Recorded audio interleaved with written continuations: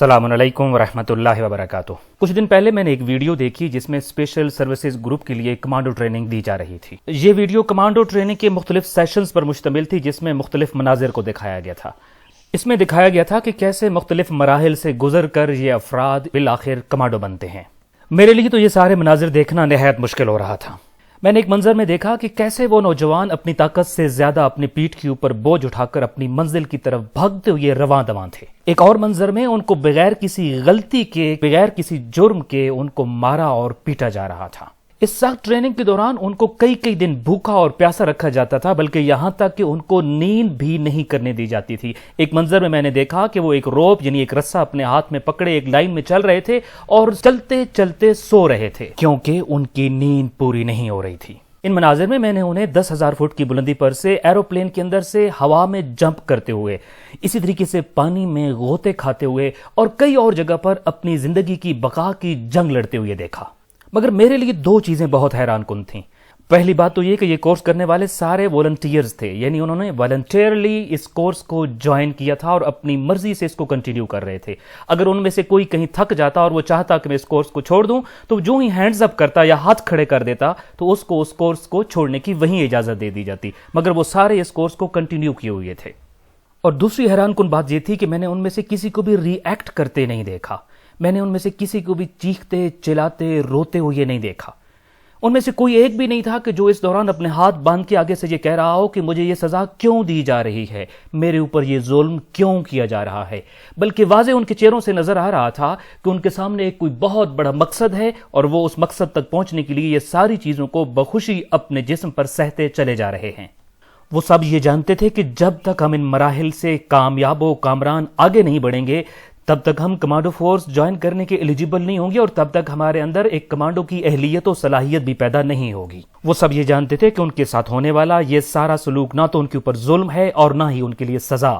बल्कि ये वो मराइल हैं जिनको अबूर करने के बाद वो एक आम सोल्जर से मुमताज होकर उनसे बेहतर स्टेटस यानी एक कमांडो का स्टेटस हासिल करेंगे। उन सब को ये मारिफत हासिल थी, यानी उन सब की ये इल्म में था कि जो कुछ उनके साथ हो रहा है ये 100% उनके फायदे के लिए है और इसी की बुनियाद पर वो अपना हदफ हासिल कर सकते हैं। अगर इन मराइल से वो ना गुजरे तो अपने अल्टीमेट हदफ और मकसद को कभी नहीं पा सकेंगे। मोहतरम नाज़रीन, हमारी जिंदगी की मिसाल भी बिल्कुल इसी मिसाल की तरह है।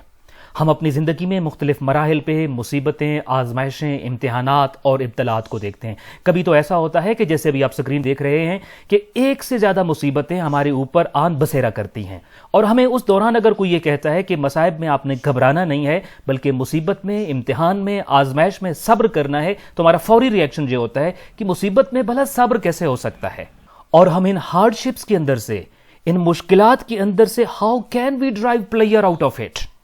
नाज़रीन इकराम, आज की बूस्टर का मकसद भी यही है कि अगर हम कभी मुसीबत में परेशान हो गए हैं तो हमें उस वक्त दो अहादीस को जरूर याद रखना होगा। ये अहादीस हमें अल्टीमेट गोल की तरफ मुतवज्जे करते हुए फलसफा इम्तिहान और आजमाइश समझाएंगी और इम्तिहानात में और आजमाइश में सब्र करने का गुर और फन सिखाएंगी। पहली हदीस वो कि जिसमें इमाम सादिक अलैहिस्सलाम फरमाते हैं कि जब तुम्हारे ऊपर इम्तिहानात आ जाएं, आजमाइशें आ जाए और इंतहाई मुश्किल और कठिन वक्त जिंदगी में आ जाए तो आपने परेशान नहीं होना है, इसलिए कि आपके ऊपर आने वाली ये आजमाइश, इसका एक मकसद ये हो सकता है कि जब इंसान के गुनाह बहुत ज्यादा हो जाते हैं और उन गुनाहों का कफारा अदा करने वाला, उन गुनाहों की तलाफी करने वाला कोई अमल वो उन दिनों अंजाम नहीं दे रहा होता और उनके आमाल में कोई ऐसी चीज मौजूद नहीं होती है जो उन गुनाहों को खत्म कर सके। अल्लाह ये चाहता है कि ये गुनाहों का बोझ उठाकर आखिरत में ना चला जाए। खुदा की जात ये चाहती है कि अपने कब्र में जाते हुए ये गुनाहों के बोझ तले दब के ना जाए, बल्कि इस दुनिया में ही अल्लाह ताला उसके गुनाहों की बख्शिश का सामान यूं मुयस्सर करता है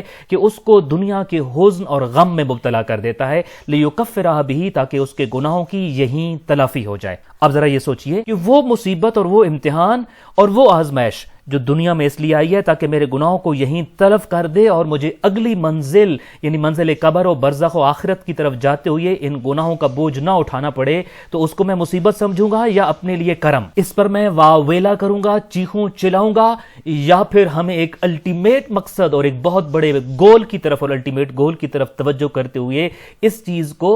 इम्तिहान के तौर पे गुजार के इस्तिकामत और सब्र के साथ इसका अल्टीमेट नतीजा लेना होगा और वो नतीजा है गुनाहों की बख्शिश।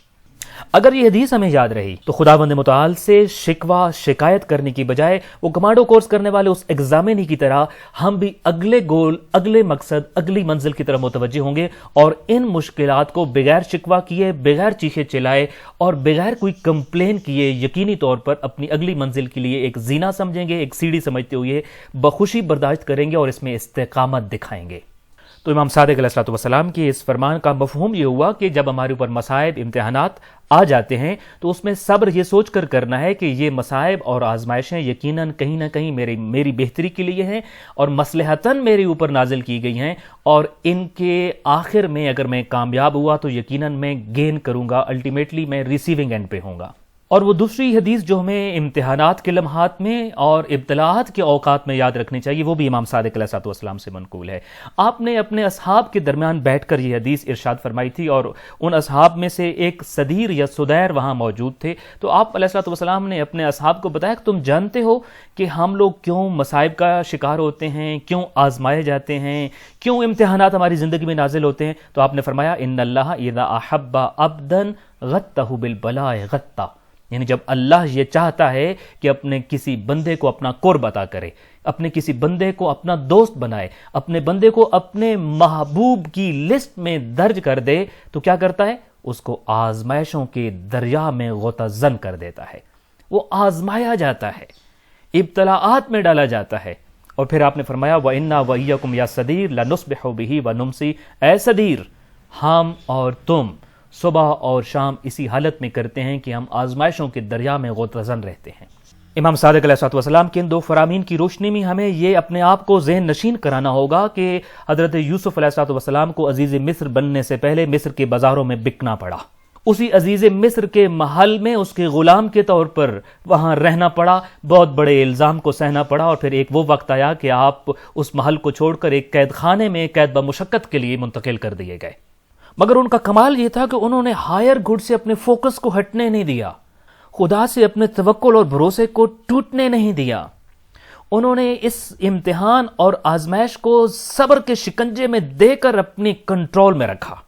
اور پھر اللہ تعالیٰ نے وہیں جس مصر کے بازاروں میں وہ بکے تھے اس مصر کا بادشاہ بنایا۔ وہ ایک محل میں تہمت لگا کر قید خانے میں منتقل ہو گئے تھے، مگر اب قید خانے سے نکال کر اسی محل کے عزیز بنا دیے گئے۔ لہٰذا جب بھی ہمارے اوپر مصائب آئیں،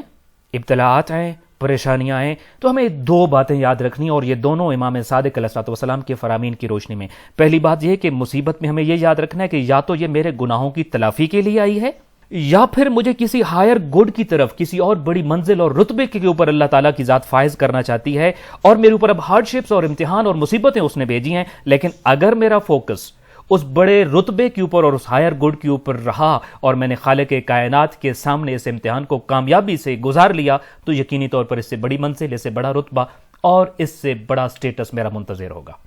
یقین جانیے in the time of struggle and hardships, اگر یہ دو چیزیں ہمارے پیش نظر رہیں تو یقینی طور پر ہمیں اپنی اگلی عظیم منزل کی طرف دیکھتے ہوئے ہمیں یہ پریشانیاں اس کمانڈو کورس کرنے والے نوجوان کی طرح پریشان نہیں کریں گی، توڑیں گی نہیں، ہم ٹوٹیں گے نہیں، بکھریں گے نہیں، روئیں چلائیں اور چیخیں گے نہیں، شکوہ اور شکایت نہیں کریں گے، بلکہ مصیبت میں صبر کرنے کا ہنر سیکھ کر ہم اگلی منزل کی طرف سرفراز ہوں گے۔ دعائے خالق کائنات ہمیں اپنی زندگی میں ہر امتحان و آزمائش میں سرفراز فرمائے۔ السلام علیکم ورحمۃ اللہ وبرکاتہ۔